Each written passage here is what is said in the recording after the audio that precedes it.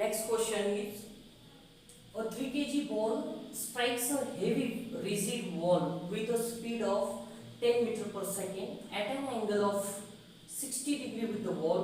It gets reflected with the same speed and same angle if the ball is in contact with the wall for 0.2 seconds. What is the average force exerted on the ball by the wall? And this four options are given here. ठीक है, तो इस question में इस तरह से एक diagram भी दी है क्वेश्चन में। तो कहा है कि एक बॉल है और वो जो बॉल है वो 3 kg का है। ठीक है, उसका जो मास है वो मास है 3 kg एंड वो इस वॉल की तरफ जा रहा है 10 मीटर पर सेकेंड से। इस तरफ 10 मीटर पर सेकेंड से वो जा रहा है। ठीक है, एंड उसने वॉल के साथ जो एंगल किया 60 डिग्री की है एंड ये वॉल को स्ट्राइक करने के बाद वो रिफ्लेक्ट हो गया है सेम एंगल करके एंड सेम स्पीड से। ठीक है, मतलब इस तरफ 10 मीटर पर सेकेंड से ही वो क्या हुआ है, रिफ्लेक्ट हुआ है उतने स्पीड से। तो हमें फाइंड करना है कि ये जो बॉल है इस बॉल के ऊपर इस वॉल ने कितना फोर्स एक्सर्ट किया वो फाइंड करना है। ठीक है, तो हम इसे क्या करते हैं ना, एक ऐसा एक्स एक्सिस ले लेते हैं, हॉरिजॉन्टल एक्सिस।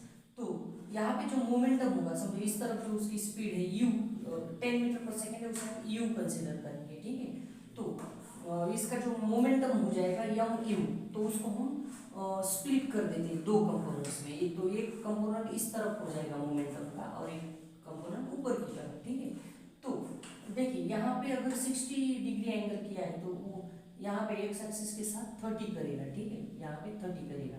तो ऐसे अल्टरनेट एंगल, इसका जो अल्टरनेट एंगल यहाँ पे हो जाएगा वो होगा 30 डिग्री यहाँ पे। ठीक है, तो इस तरफ अगर यम यू मोमेंटम है, मास इनटू वेलोसिटी, तो उसका जो कंपोनेंट होगा 30 डिग्री एंगल पे तो वो होगा M U and that cos 30। ठीक है, यहाँ पे जो एंगल है थीटा, तो थीटा की वैल्यू है 30 इस तरफ। ठीक है, अब ये पॉजिटिव एक्स एक्सिस पे इस तरफ, इसलिए इसको हम पॉजिटिव ही ले लेंगे।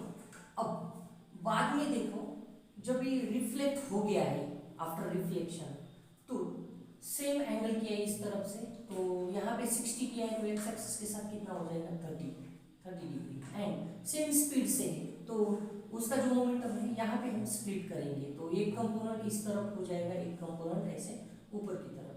तो ये एंड ये दोनों भी एक दूसरे को पैरेलल है।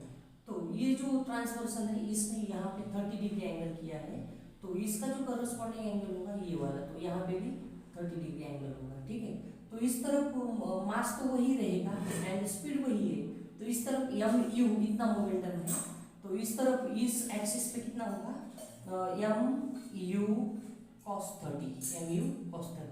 अब ये नेगेटिव एक्स एक्सिस के डायरेक्शन में, इसलिए इसको माइनस ले लेंगे। ठीक है, अब देखते हैं कि जो वर्टिकल कंपोनेंट्स होते हैं ना इसमें मोमेंटम के, वो चेंज नहीं होते, वो सेम रहते हैं, सिर्फ हॉरिजॉन्टल कंपोनेंट्स ही चेंज होते हैं। ठीक है, इस तरफ बिफोर कोलिजन या बिफोर स्ट्राइकिंग जो मोमेंटम का हॉरिजॉन्टल कंपोनेंट है इस तरफ है एंड आफ्टर स्ट्राइकिंग रिफ्लेक्शन के वक्त, आफ्टर रिफ्लेक्शन उसका जो मोमेंटम है horizontal component of that momentum ये ऐसा है।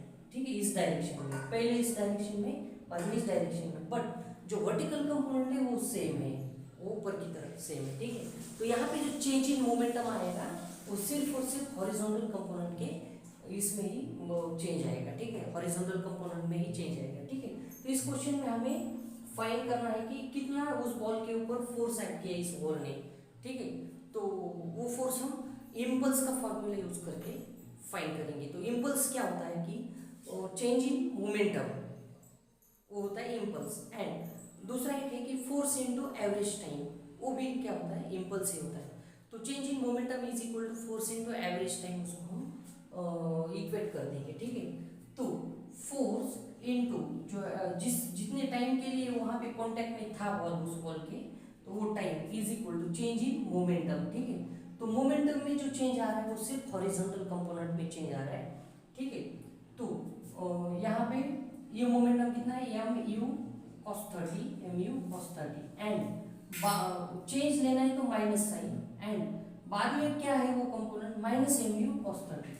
ठीक है, यहाँ पे थीटा के लिए वैल्यू हमें 30 लेंगे, तो वो है माइनस एम यू कॉस 30 है, बट यहाँ पे थीटा लिया तो पहले थीटा ले, ठीक है। तो हमें फोर्स ही निकालना है, तो एफ इज इक्वल टू क्या हो जाएगा, ये माइनस माइनस प्लस हो जाएगा और सेम टर्म्स है तो ऐड होंगे, तो माइनस ये प्लस होके ऐड होंगे, तो M U 2mu cos theta divided by delta T, ठीक है। तो ये फोर्स अभी फाइंड करेंगे हम। 2 मास है इसका, बॉल का मास कितना है 3 kg है, उसकी स्पीड कितनी है जो u वो है 10, ठीक है। एंड cos 30 थीटा की वैल्यू 30 है, तो cos 30 की वैल्यू होती है √3/2 होल डिवाइडेड बाय टाइम कितना दिया है, वो वहाँ पे टाइम 0.20 सेकेंड्स दिया है, ठीक है। अब इसको हम सॉल्व करेंगे, ये 2 कैंसिल हो जाएगा, इसका ये पॉइंट 1 से शिफ्ट करेंगे और ऊपर एक 0 बढ़ाएंगे इस 1 के बाद 10 के बाद, तो ये 100 होगा, 100 × 3 300 होगा, ठीक है। तो ये 2 कैंसिल हो गया है, ये 2 कैंसिल हो गया है, तो यहाँ पे क्या है ये 3 और नीचे 2 हो गया है, इसको 1 से पॉइंट आगे शिफ्ट कर दिया और इस पे 0 दे दिया, तो ये 100 हो गया और ये √3 आगे एज इट इज √3। तो इसे सॉल्व करेंगे तो ये क्या होगा 2 1 सा एंड ये 50, ठीक है, 2 5 सा 2 0 सा एंड 50 × 3 कितना आएगा 150 √3 न्यूटन्स, इतना फोर्स बॉल पे एक्ट होगा बॉल की वजह से। तो कौन सा ऑप्शन है, option number C is correct answer, ठीक, option number C is correct answer.